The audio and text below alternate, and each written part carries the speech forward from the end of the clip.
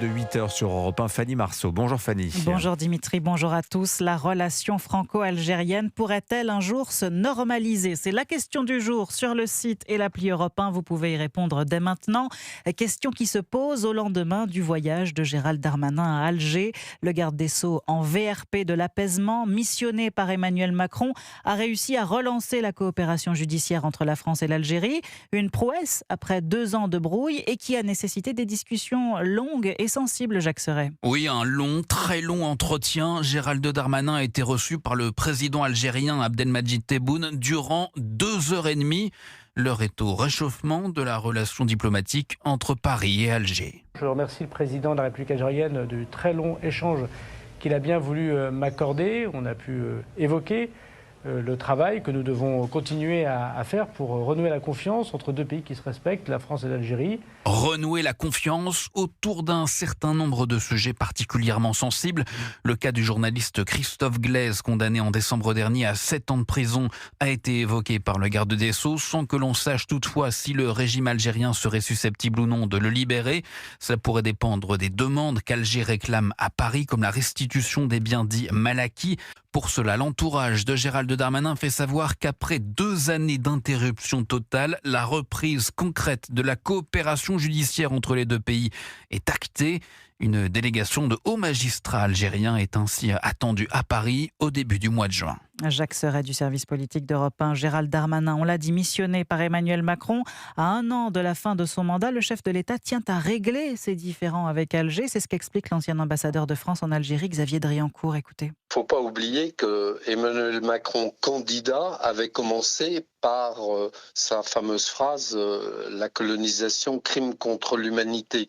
Donc il a fait toute une première partie de son mandat sur le pari algérien et il ne voudrait pas aujourd'hui terminer sur un échec avec l'Algérie. Donc je crois qu'il y a une volonté extrêmement forte du côté français et surtout à l'Élysée pour aboutir à cette réconciliation avant la fin du mandat. Xavier Driancourt, joint pour Europe 1 par Alexandre Chauveau. La France s'apprête à augmenter les capacités de son armée. La loi de programmation militaire doit être votée aujourd'hui à l'Assemblée. Elle prévoit une rallonge budgétaire de 36 milliards d'euros d'ici 2030. Et ce n'est pas tout, William Molinier.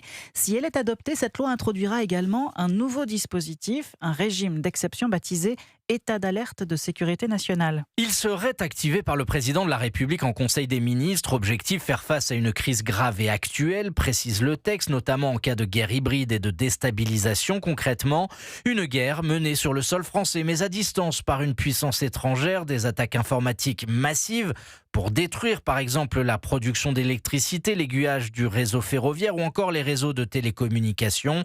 L'ennemi pourrait aussi frapper via des infiltrations et des actes de sabotage. Cet état d'alerte de sécurité nationale donnerait alors des marges de manœuvre exceptionnelles pour répondre à la menace, procédure allégée, réquisition d'industrie ou de main-d'œuvre dans des secteurs vitaux pour la nation.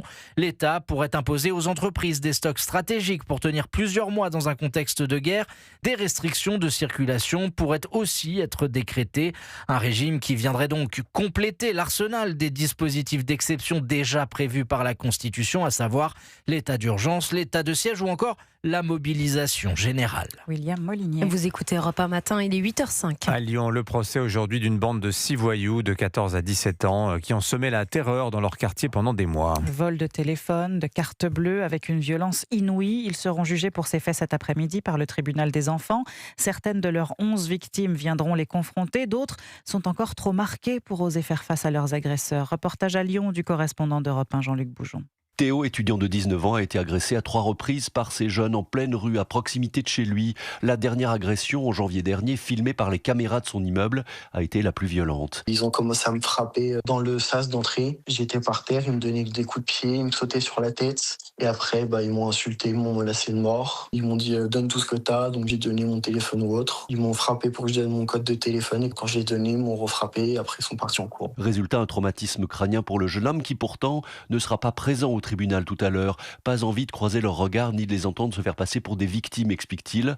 Sa mère Florence, en revanche, sera bien là. On nous a prévenu qu'on allait avoir des excuses. Leurs excuses, à ce moment-là, on les écoutera pas. Je pense pas qu'en 4 mois, ils aient pris vraiment conscience parce que encore il y a 2 jours, ils étaient ensemble dans les rues de Lyon alors qu'ils sont pas censés se croiser. Une victime a pu les croiser et ça lui a fait froid dans le dos de savoir qu'ils vivaient normalement en toute impunité. Je pense qu'ils n'ont pas compris ce qu'était un contrôle judiciaire où ils doivent pas se croiser. Je pense qu'il faut qu'on soit un petit peu plus ferme et qu'on leur dise c'est grave en fait. Une maman qui espère donc une condamnation et une vraie peine, même s'ils sont mineurs, de nature à mettre fin à leurs agissements violents dans le quartier. Lyon, Jean-Luc Boujon, Europe 1. À l'Assemblée nationale, maintenant, cet après-midi, l'ouverture des débats sur le projet de loi d'urgence agricole. Au programme revenu des agriculteurs, souveraineté alimentaire et notamment la réglementation des méga poulaillers. Le gouvernement souhaite faciliter leur installation en allégeant les normes qui sont très contraignantes. Idée qui ulcère les écologistes, mais que les agriculteurs voient d'un très bon œil à l'heure où vous êtes de plus en plus nombreux à consommer des œufs. Reportage avec un éleveur du Gers, du correspondant d'Europe 1 en Occitanie, Charles Lhuillier. La ferme de Marc Aragon vient casser tous les clichés sur l'élevage. Ces 12 000 poules pondeuses gambadent dans un gigantesque bâtiment. Là, on est à l'intérieur du bâtiment. Elles partagent leur vie entre le bâtiment et la prairie dehors, ombragée avec des arbres. Et comme c'est une affaire qui roule, Marc Aragon a pour projet de s'agrandir. Mais ce n'est pas si simple pour l'instant. J'aimerais bien faire un méga poulailler. 30 000 poules pondeuses, c'est un projet que j'aimerais bien faire. Mais c'est des heures de papier pour expliquer le bien-être animal. Vous voyez, elles sont à côté de nous, elles cacotent. Nos animaux, on les aime, quoi. Si aujourd'hui, on a des normes qui s'allègent pour construire des bâtiments, on va dans le bon sens. Et en plus, il y a une forte augmentation de consommation d'œufs en France. On n'est pas loin des 5%. C'est clairement une opportunité. Une opportunité et une question de souveraineté alimentaire. C'est important que notre population française mange des œufs français aujourd'hui. Ça serait mieux qu'en Pologne, en Ukraine, dans les autres pays européens, quoi. Mais il ne faut pas qu'il y ait des tarés qui viennent saccager notre outil de travail, quoi. Car c'est l'autre problème lié à ces méga poulaillers, la fronde de certains groupuscules écologistes ici. Et c'est au moins aussi contraignant que les normes actuelles. Tourne-coupe Charles Lhuillier, Europe 1. Les sports, le tennis, Europe 1, radio officielle de Roland Garros. L'Opening Week débuté hier rencontre un franc succès. Et beaucoup d'émotions déjà au premier tour, notamment après la victoire de David Goffin. Voilà, le Belge David Goffin ovationné par le public et qui a eu bien du mal à contenir son émotion au milieu du cours Suzanne Lenglen.